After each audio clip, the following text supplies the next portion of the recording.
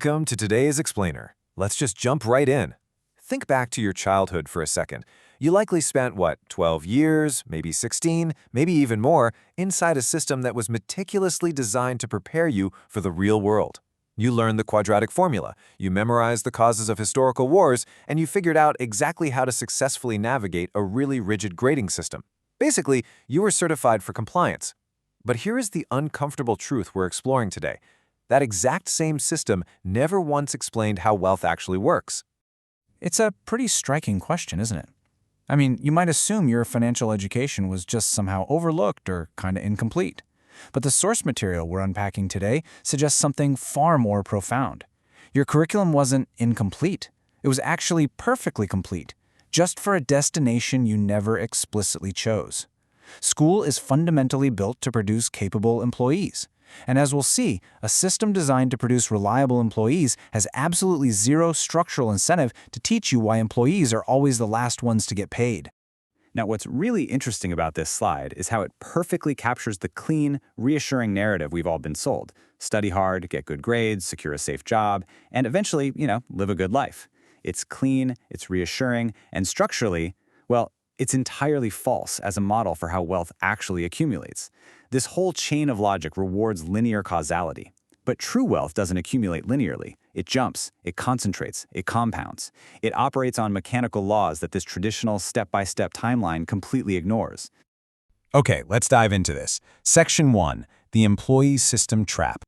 To truly understand this trap, we have to look at the cold, mechanical reality of how value is actually traded in the market. Your salary is not some kind of moral reward. It's not the market's honest assessment of what your soul or even your expertise is ultimately worth. Structurally, every single business engages in continuous arbitrage. They capture the value of your labor at a price systematically lower than the actual value that labor produces. That margin is literally how the business survives. So your salary is simply the minimum amount calculated to keep you from leaving. Our source material anchors this brilliant concept with some pretty ruthless historical Machiavellian logic. Machiavelli observed centuries ago that rulers don't pay advisors their true worth. They pay just enough to maintain loyalty. The second a cheaper, equally loyal option pops up, the advisor is replaced. And you know what? The exact same logic governs modern employment. You're simply paid what you'd accept to not walk out that door and build your own competing structure. Which brings us to Section 2, building architecture over income. Let's move to and see how this builds. If selling your time has a strict mathematical limit, how do the wealthy actually operate? Well, it all comes down to architecture. When you sell your time, you hit a hard, physical ceiling. There are only 24 hours in a day, right? No matter how disciplined or hardworking you are, you simply cannot expand that constraint. On the other side of this comparison, we have architecture, structures and systems that produce continuously while you sleep. A high salary is just high income, but the moment you stop working, the money stops, and that is definitely not financial freedom. This is exactly why we need to redefine what an asset actually is. An asset is anything that generates income completely independent of your active presence.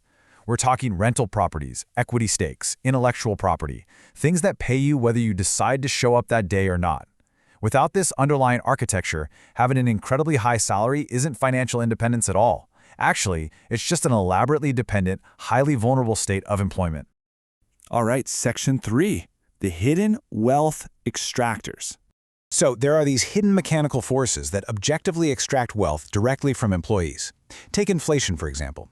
At just a 3% annual rate, money sitting in a standard savings account is quietly being destroyed. And inflation isn't some wild conspiracy, it's a mechanical wealth transfer. It actively punishes the responsible middle class who save cash while massively rewarding those who hold real assets like real estate or business equities. When the currency loses value, those assets simply reprice upward. Saving cash isn't financial responsibility. In this system, it's financial innocence. And this brilliantly illustrates the fundamental asymmetry of the tax code. Look at this. Employees earn, the government extracts taxes right off the top, and the employee spends whatever happens to be left over. But owners, revenue comes in. They spend on legitimate business expenses, technology, travel, vehicles, you name it, and only the remaining profit is taxed. The tax code is fully legal, it's highly transparent, and it is entirely built by and for those who own productive assets. But the wealth extractors go even further. Consider compound interest. The wealthy collect it, while the uninformed are stuck paying it through massive credit card debt. Consider debt itself. The middle class is taught to fear it, but the wealthy strategically leverage it to acquire assets that out-earn the actual cost of borrowing. And diversification? Retail investors use it to protect against catastrophic loss simply because they have no real informational edge. But the people who build massive wealth, they concentrate their bets exactly where they do have a structural advantage. Let's keep moving. Section 4. Playing the market's game. First off, forget everything you were taught about networking. Handing out business cards at an event? That's just a meaningless social habit. A true network is a structural asset. It's a system of relationships where people have specific, concrete reasons to pull you into opportunities way before those opportunities even hit the public market. You aren't remembered for who you met. You're remembered for whose problems you've actually solved. It's all about creating gravitational pull, not just engaging in busy activity. And here is a truth that is deeply, deeply resistant to acceptance. The market does not pay for real value. Because the market operates on incomplete information, it pays strictly for perceived value. It pays for signals like positioning, aesthetic quality, and social proof. The most talented person doesn't always win. The most visible and effectively positioned person wins.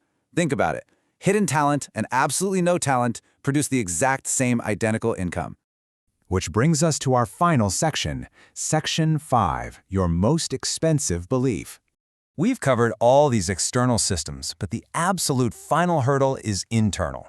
These are your inherited financial roadblocks. Number 1, the belief that success requires some kind of special intelligence you just don't possess.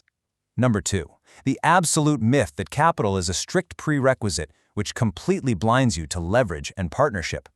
And number 3, the devastating belief that structural wealth is just for other people. Honestly, these beliefs are the ultimate surrender to fortune before the game even begins. They cost nothing to hold, but they will literally cost you everything to keep. So the crucial point is the lack of financial education in our schools wasn't some dark, smoky room conspiracy.